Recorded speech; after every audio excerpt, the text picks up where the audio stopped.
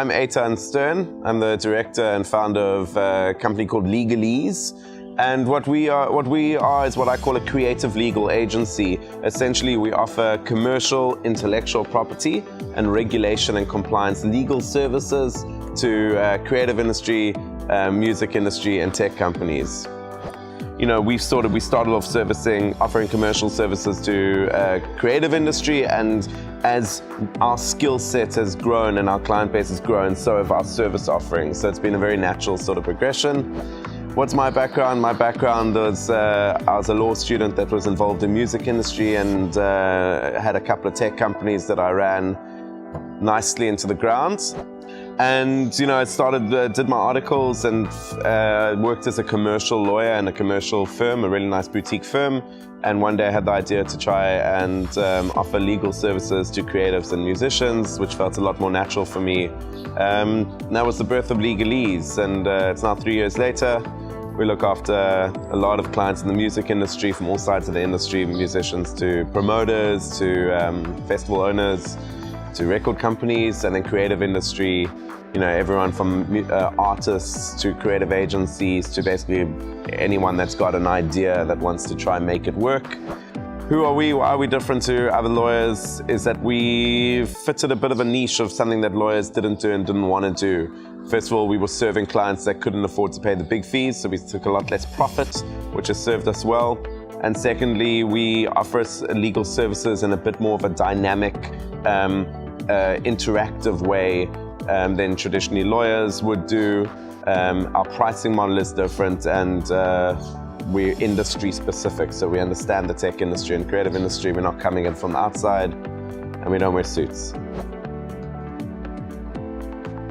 I mean, the idea of what is a startup is interesting because you're right. Like, you know, Facebook might be considered a startup, but it's the second or third biggest company in the world, but it didn't exist 11 years ago, so it's a startup. So, you know, what does the term mean to me? It's, you know, I think a better way to describe it is a young, creative, entrepreneurial person who, you know, has a vision, sees something that could happen, and there's a context in South Africa in which you can make it happen.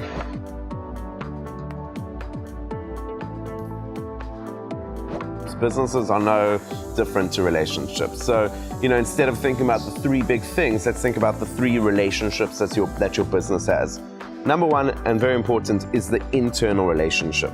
You know, what do you need to do to make sure the internal aspects of your company work well? That your investors, if you have any, are protected and taken into account. If you're working on the business with someone, that you have your relationship with them sorted. If you've got employees, that you know your relationship with them. You know, think about all the things that happen under the belly of the organization, and that is very, very central to starting up an organization. There's quite a nice kind of rule in commercial law, or trend, is that the more complex your business, the more complex the structures. So when your business is young and small, sorting out the internal stuff shouldn't really be that complex. It doesn't need to be long-form legal agreements to work out your relationship with your business partner.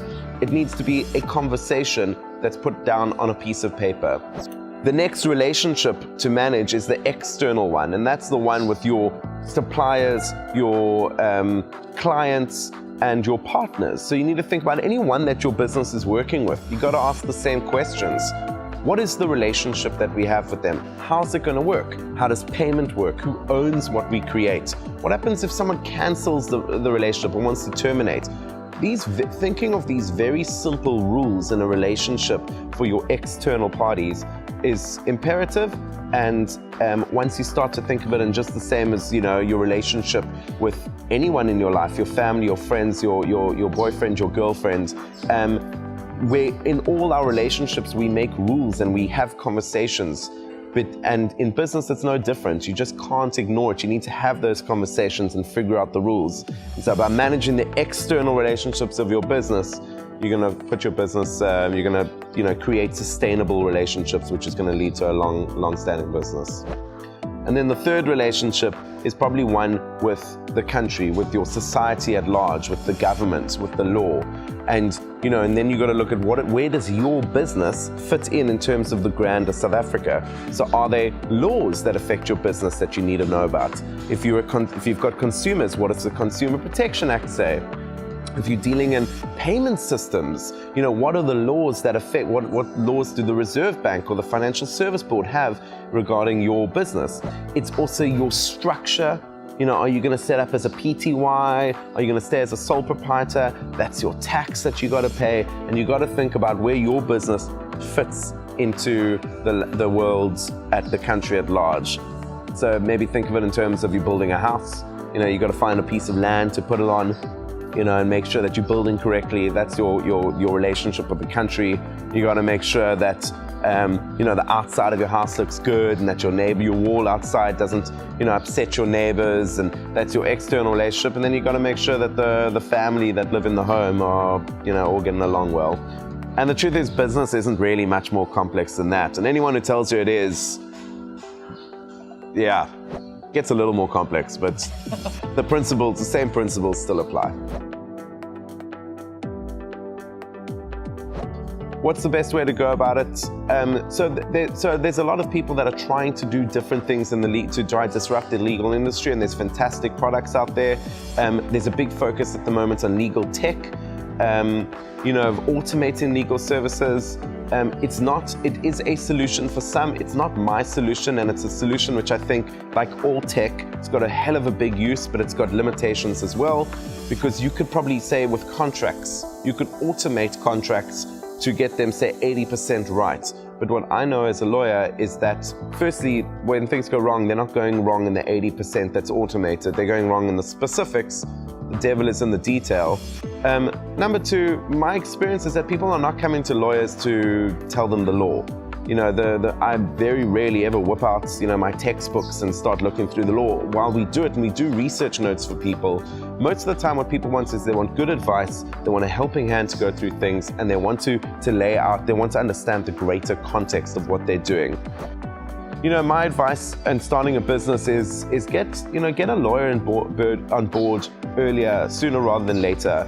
You don't need them to be doing high-level work for you, even if it's just mapping out the context of what's going on. What's the roadmap? What is going to come up in the next year, 2 years, 5 years? What do you need to be thinking about? Because you only know what you know, and a lawyer can, the law is quite important when you're running a business, and having someone just lay out a roadmap for you, I think, is a very valuable thing. I think we see two types of clients. We see a number of types of clients come see us, but we see people that feel very dissatisfied and feel like there's not enough support around them to support their startups, and things are too expensive, and they're too this, and they're not accessible, and they're not this, and they're not that. And then I think we get other sorts of clients that that have an attitude where they're willing to invest in themselves. They're willing to work hard. They're willing to be serious about what they're doing. And in my mind, as a startup lawyer, it's a lot of the time it's the attitude of the startups that means a lot to me. So if someone comes and they've got a fantastic, if they can't afford the fees, although our fees are low, if they can't afford it, but I look at this person and I think this is someone worth building a relationship with. They've got a clear concept. They're serious about what they're doing. They're willing to consider they're willing to build this thing correctly.